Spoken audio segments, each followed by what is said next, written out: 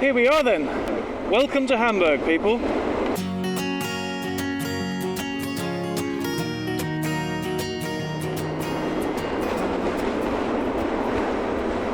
Day one, first ride out. Just going into town, take care of a few things.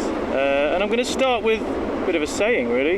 They say that the smart man learns from his mistakes, but that the wise man learns from other people's. So I'm going to give you an opportunity to become a little bit wiser.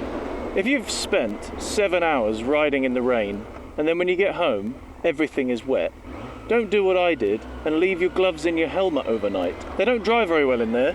Well, having said that, the gloves are a little bit drier, because the helmet lining soaked up all the moisture, and now my face is quite damp. So first stop on this little jaunt, pick up some fuel because coughed and spluttered into Hamburg last night on fumes. Seems I had exactly the right amount of fuel. Once the reserve light comes on, I normally reset the counter because I know that I can get 50 to 60 miles on the light, and I've done 36.9, and a lot of that was through the city, so I don't expect I've got a lot of juice left in the tank. We'll see when I fill her up, because it's a 20 litre tank, so find out how much room there is. So what are your first impressions? I mean, for a start, how does it feel that I'm on the wrong side of the road? To be honest, I've settled in quite well, but only I think because I was driving here for the last 2 weeks in the car as well, so I actually found myself when I was back in England for the weekend having to think more about which side to go on. Of course, in the car you do have the telltale sign that the steering wheel is on the wrong side, so if everything feels natural when you're in Germany in an English car, it means you're about to have a head-on collision. Inner city bike waving. Who knew? Germans aren't stereotypically known for their friendliness, but I have to say everything I've seen so far has been to the contrary. I think it's us who are the grumpy ones. What's this old girl doing? Nice wheel arch trims. Nothing like a nice bit of plastic chrome to make an old car look shitter. Maybe he's got them on ironically, in which case, good work. It's the kind of shit I would do. I once had a mini Metro, horrible black one with the most basic of trim. It cost me 200 quid.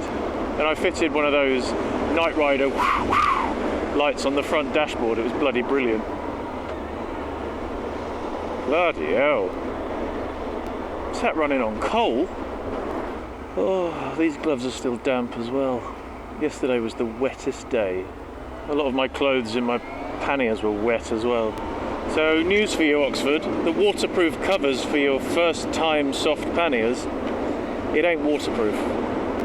Though in your defence, those panniers are 8 years old. Although they did the job, kept my shit in the bag, didn't have clothes flapping around on the motorway. I need to be in that lane. Bollards. Bollards indeed.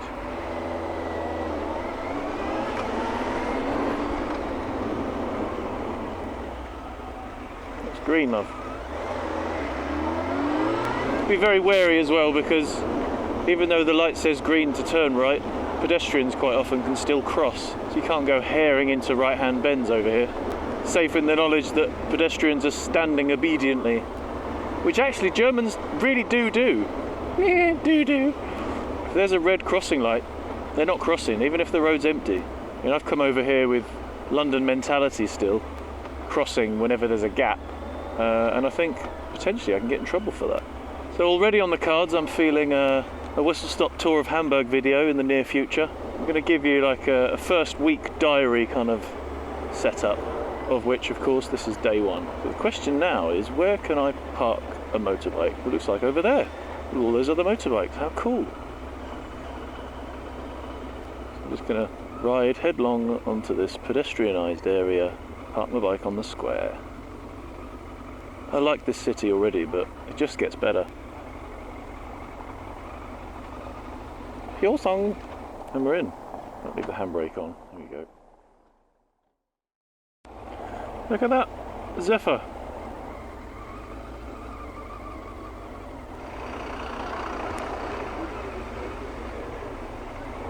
There's a lot of minis in this city.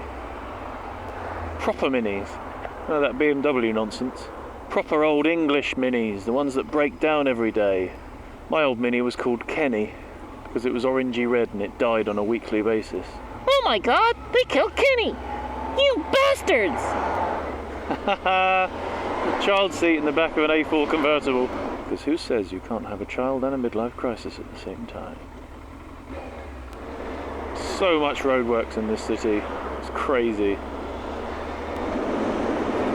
Some monstrously big houses on this street. Another Mini.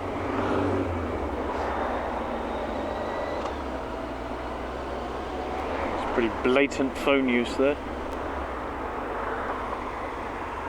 Blatant red light jumping as well. Let's see the replay. Yep, there you go. Blatant red light jumpage. The size of that light unit, that's massive. Look at that, another Mini. Okay, so I didn't stop for fuel. So the bike is currently running on the memory of petrol. 44.7 miles, and most of that in the city. There can't be much more than a wisp in the tank right now. Bloody hell, I haven't seen one of them for a while. The Red Bull Mini. A hideous building. I'm pretty sure that horrible building is the one that I'm actually going to. I'm going to pick up a parcel. Pick up a parcel. And that was the Deutsche Post building.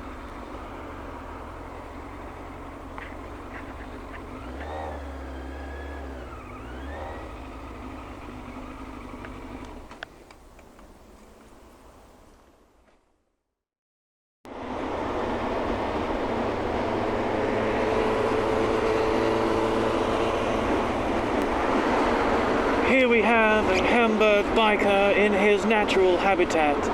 Let's watch him from a distance and see how he behaves. Does he obediently wait in the traffic? Will he pull forwards? Filtering.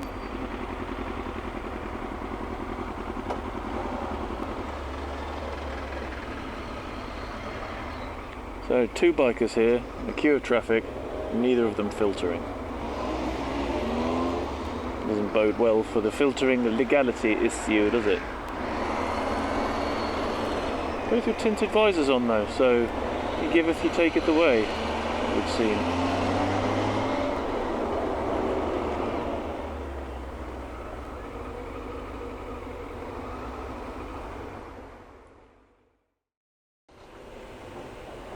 Okay, that was close to the wire. I managed to get 19.84 litres into it, so I had probably around 200 millilitres of fuel left. So that's less than a Coke can. But look at that, 269.8 miles on one tank. I think you'd agree, it's pretty special. Especially considering how much of that was getting lost. So that's day one of riding in Hamburg. Boom! I'll see you tomorrow for day two. Till then, auf Wiedersehen.